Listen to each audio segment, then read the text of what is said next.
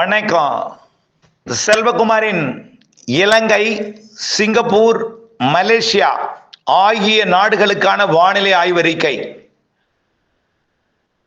இலங்கை, Singapore, மலேசியாவிலிருந்து கேட்டுக்கொண்டதன் அடிப்படையில் இந்த அறிக்கை வழங்கப்படுகிறது. நேற்றைக்கு அறிக்கையில் அறிவித்தபடி மலேசியாவின் முருகன் கோவில் வெள்ளம் சூழ்ந்தது.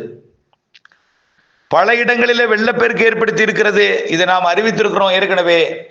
பொதுவாக சிங்கப்பூர்ல டிசம்பர் ஜனவரியில தான் நிறைய மழைப்பிடிப்பை கொடுக்கும்.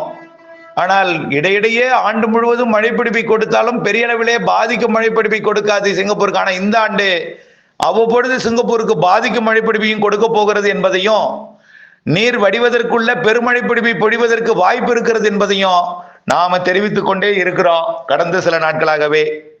இந்த ஆண்டு நிகழ்வு எல்லாம் வரிசை கட்டி நிற்பதை இந்த படத்துல நீங்க பார்க்கலாம். முதல்ல இலங்கை அறிக்கையை பார்த்துருவோம். இலங்கையிலிருந்து நிறைய பேர் கேள்விகள் வந்து கொண்டிருக்கின்றன. இன்றைக்கு 19ஆம் தேதி 2025 நவம்பர் 19 புதன்கிழமை இந்திய நேரப்படி அதிகாலை 4:30 பதிவு செய்யப்படுகிறது. இலங்கைக்கு தெற்கு புறம் நீடித்துக் கொண்டிருந்த காற்றழுத்த தாழ்வு பகுதி மன்னார் வளைகுடாவின் தெற்கு பகுதி வழியாக குமரி கடல் வழியாக அரபிக்கடல் நோக்கி நகர்ந்திருக்கிறது. இருந்தாலும் புதிய காற்று சுழற்சி ஒன்று இலங்கைக்கும் தெற்கு அந்தமானுக்கும் இடையே தெற்கு மத்திய வங்கக்கடலிலே உருவாகிவிட்டது. இன்றைக்கு 19ஆம் தேதி உருவாகும் என்று நாம எதிர்பார்த்திருந்தோம். அடுத்ததாக ஒரு காற்று சுழற்சி தாழ்வு நிலையாக இலங்கைக்கு தென்கிழக்கே சுமத்ரா தீவை ஒட்டி அது மலேசியா மற்றும் சிங்கப்பூர் பகுதியில் இருந்து வந்திறங்கி இருக்கிறது. ஆக இது அடுத்தடுத்து தீவிரமடைய போகிறது.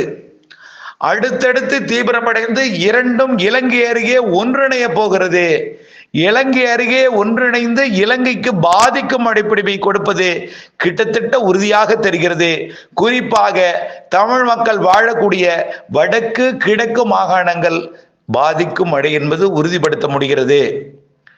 தயவு செய்து வானிலை அறிக்கையோடு இணைந்திருந்து வானிலை அறிந்து முன்னெச்சரிக்கை எடுத்துக்கொள்ளவும், விவசாய பணிகளை செய்யவும், முன்னெச்சரிக்கை அதாவது வடிகால் வசதி செய்தல், மழைநீரை சேகரித்தல் போன்ற பணிகளுக்கு நாம் ஆயத்தமாக வேண்டும் என்று கேட்டுக்கொள்கிறேன். அதன் அடிப்படையில் இன்றைக்கு மழைப்பிடிப்பு இன்றிலிருந்தே எப்படி இருக்குன்னு பார்ப்போம். அரபிக்கடல் நோக்கி நகர்ந்த நிகழ்வு மழைப்பிடிப்பு இனிமேல் தராது. இருந்தாலும் புதிதாக உருவாகி இருக்கக்கூடிய காற்று சுழற்சி 22ஆம் தேதி 21ஆம் தேதி தமிழ்நாட்டுக்கு மழைப்பிடிப்பை கொடுக்க போகுதுன்னு சொல்லியிருக்கிறோம். அதற்கு முன்பே இன்றிலிருந்தே இலங்கைக்கு மதியம் இந்த புதிய காற்று சுழற்சி மழைப்பிடிப்பை கொடுக்க போகிறது. ரெண்டா பிரியும் காற்று. மன்னார் வளைகுடாவோட தமிழ்நாட்டு கரையோர காற்று அரபிக்கடலுக்கு போகும். மன்னார் வளைகுடாவோட இலங்கை ஒட்டிய காற்று வங்கக்கடலுக்கு போகும். ஆக வங்கக்கடலோட தெற்கு மத்திய பகுதியில் உருவாகி இருக்கக்கூடிய நிகழ்வுக்கு போகும். இதனால இன்றைக்கு காற்று குவிதல் இலங்கையோட தெற்கு பகுதியில இருக்கும். இன்றைக்கு மழை பொழிவு இலங்கையோட தெற்கு பகுதி, அதாவது சிலாவ் புத்தளத்திற்கு தெற்கே சிலாவ் மற்றும் அனுராதாபுரத்திற்கு தெற்கே இருக்கும் மழைப்பொழிவு எல்லாமே. கண்டிக்கு தெற்கே அதிகமாக இருக்கும். அடுத்தபடியா பார்த்தீங்கன்னா பனாமா இந்த பகுதிக்கு தெற்கே தான் அதிகமாக இருக்கும். பனாமா அதாவது அம்பாறைக்கு தெற்கே அதிகமாக இருக்கும். கண்டிக்கு தெற்கே, சிலாவுக்கு தெற்கே, புத்தளத்திற்கு தெற்கே வாய்ப்பு இருக்கு. ஆக தெற்கு அரை பகுதி இன்றைக்கு மாலையில மதியம் 2:30 மணிக்கு மேல மாலையில மழை இருக்கு. சரி, அப்புறம் என்ன ஆகும்? இரவுல அந்த மழைப்பொழிவு இருக்காது. எங்க இருக்கும் அந்த இரவுலன்னா வடக்கு மாகாணங்கள், யாழ்ப்பாணம், காங்கேசன்துறை இந்த பகுதியில நாளைக்கு அதிகாலையில டெல்டா மாவட்டங்களுக்கும் சென்னைக்கு ஒரு மழை எதிர்பார்த்திருந்தோமா, அந்த மழைப்பொழிவு அங்க யாழ்ப்பாணம், காங்கேசன்துறை, முல்லைத்தீவு பகுதிகளில் நாளை வியாழக்கிழமை 20ஆம் தேதி அதிகாலையில கொடுக்கும். சரி, அதுக்கப்புறம் என்ன ஆகும்னு பார்த்தீங்கன்னா அடுத்த நிகழ்வு தீவிரமடைந்து நெருங்கும். ஆக 20ஆம் தேதியே இலங்கையில பரவலா மழைப்பிடிப்பை தொடக்கணும். தமிழ்நாட்டுக்கு அது 21ஆம் தேதியை தொடக்கும்னு சொல்றோம். இலங்கைக்கு 20ஆம் தேதியே மழைப்பிடிப்பை தொடக்கணும். 20ஆம் தேதியை விட 21ஆம் தேதி மழைப்பொழிவு கூடுதல் பரவலாக இருக்கும், கனமாக இருக்கும். பெரும்பாலும் பிற்பகலிலே, இரவிலே, அதிகாலையில இருக்கும். வடக்கு கிழக்கு மாகாணங்கள் உட்பட அனைத்து மாகாணங்களுக்கும் 21ஆம் தேதி நிறைய மழைப்பொழிவை கொடுக்க போகுது. 21 விட 22 கூடுதலாகவும், 22 விட 23 இன்னும் கூடுதலாகவும் மழை இருக்கும். 23ஆம் தேதி இலங்கையை நெருங்கி தொடர் மழைப்பொழிவாக மாற்றிவிடும்.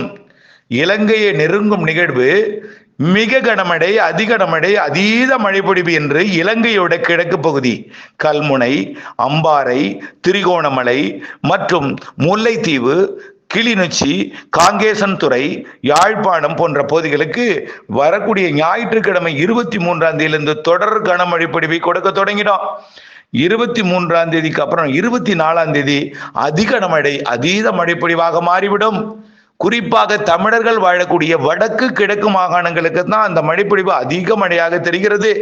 தலைமன்னார், யாழ்ப்பாணம், காங்கேசன்துறை, முல்லைத்தீவு, கிளிநொச்சி மற்றும் ஒட்டுமொத்த வடக்கு கிழக்கு மாகாணங்கள், திரிகோணமலை, அம்பாறைக்கு வடக்கே நிறைய மழைப்பொழிவு தெரிகிறது.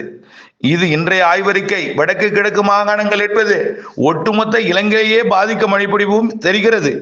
ஆகவே கண்டிப்பாக வடக்கு கிழக்கு மாகாணங்களுக்கு பாதிக்கும் மழை இருக்கு. இது அதாவது சிலாவுக்கு வடக்கே, கண்டிக்கு வடக்கே, அம்பாறைக்கு வடக்கே கண்டிப்பா பாதிக்கும் என்று தெரிகிறது.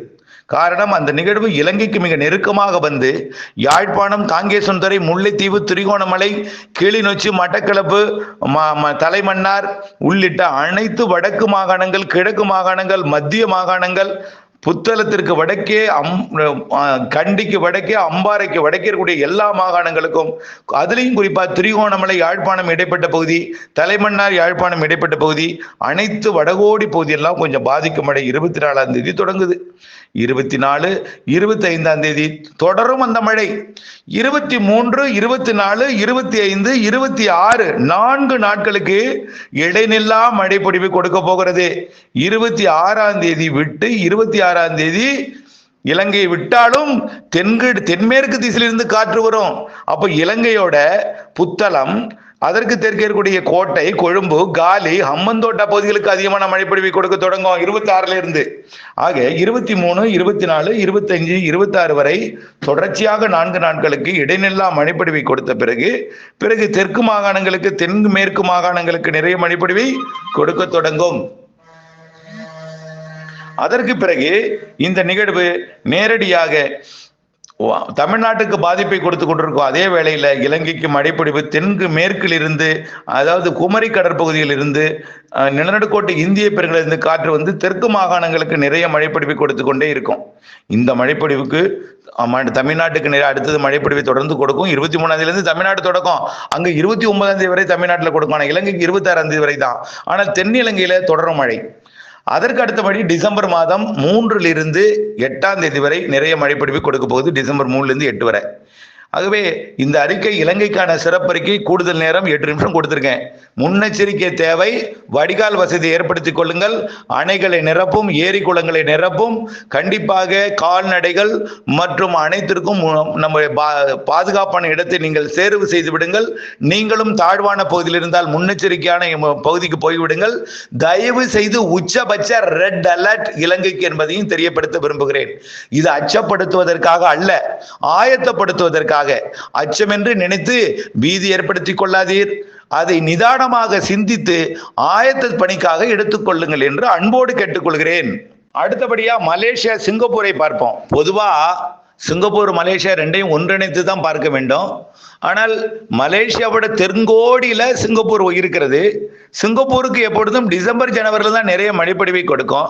இப்போ இன்றைக்கே சிங்கப்பூர்ல மழை பொழிந்திருக்கும், இன்றைக்கு அதிகாலையில. இப்படி சிங்கப்பூருக்கு மழைப்பொழிவு, நல்ல மழைப்பொழிவை கொடுக்கக்கூடிய வானிலை அமைப்பு அமைந்து கொண்டிருக்கிறது. இப்பொழுது சிங்கப்பூர், மலேசியாவிற்கு இந்த அதிகாலை நேரத்துல, இந்திய நேரப்படி அதிகாலை 4:30 மணிக்கு மழை ஓய்ந்திருந்தாலும், காலை 6 மணி, அது சிங்கப்பூர் நேரத்துக்கு ஓய்ந்திருந்தாலும், இந்த மழைப்பொழிவு தற்பொழுது தாய்லாந்து பகுதியில் கொட்டி தீர்த்து தாய்லாந்துக்கு வெள்ளப்பெருக்கை ஏற்படுத்தி கொண்டிருக்கிறது. அதாவது மலேசியா தாய்லாந்து நெக்கு பகுதிக்கு வடக்கே நிறைய மழைப்பொழிவை கொடுத்து வருகிறது. இந்த மழைப்பொழிவு மீண்டும் நேற்றைக்கு மலேசியாவோட பல்வேறு பகுதிகளுக்கு பாதிப்பை ஏற்படுத்தியது போல, முருகன் கோவில் சுற்றுவட்டார பகுதிகளுக்கு நிறைய மழைப்பொழிவை கொடுத்தது போல, இன்றைக்கும் மதியம் இந்திய நேரப்படி மதியம், மலேசிய நேரப்படி மாலை கனமழை பொழிவு காத்திருக்கிறது. குறிப்பாக வடக்கு மலேசியா தாய்லாந்து எல்லையோரம் தொடங்கி கோலாலம்பூருக்கு வடக்கே கண்டிப்பாக நிறைய மழைப்பொழிவை தரும்.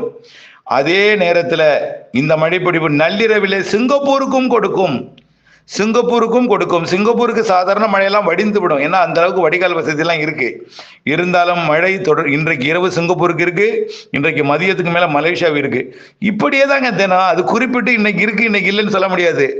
எல்லா நாளும் மலேசியாவிற்கும் மழை தான். அடுத்தடுத்த நிகழ்வு மலேசியா வழியா தான் அது இந்தியாவுக்கு வருது.